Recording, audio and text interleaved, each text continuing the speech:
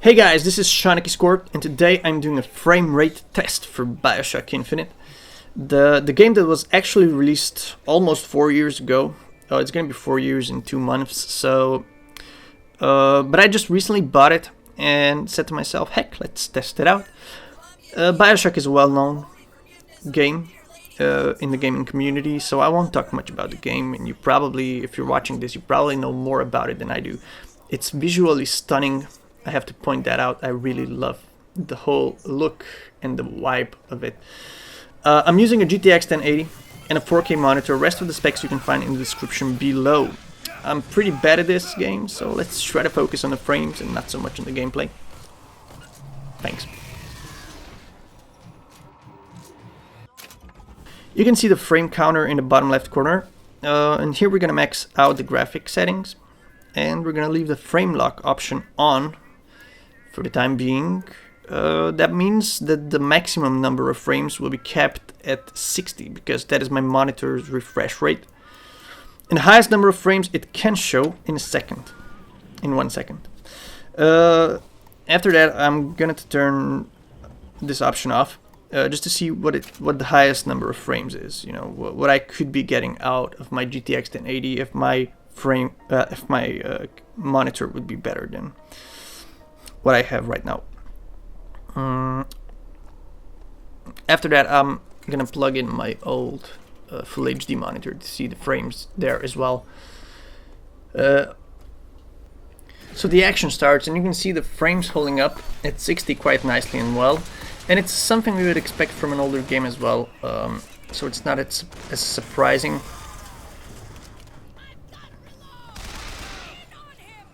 I'm gonna get owned, by the way.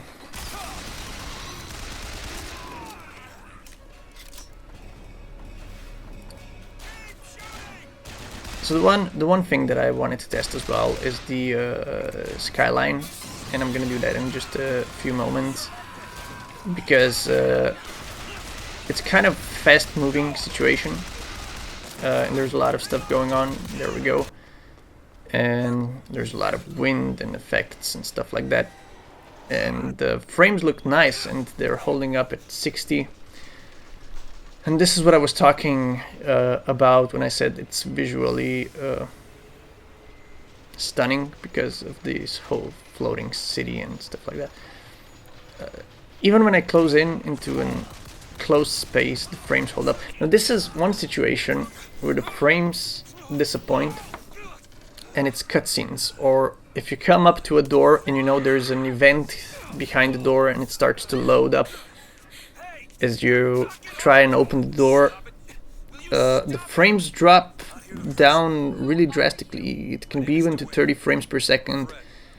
I didn't actually get it on tape, but you can see them dropping to about 40 in this cutscene. So yeah, there we go.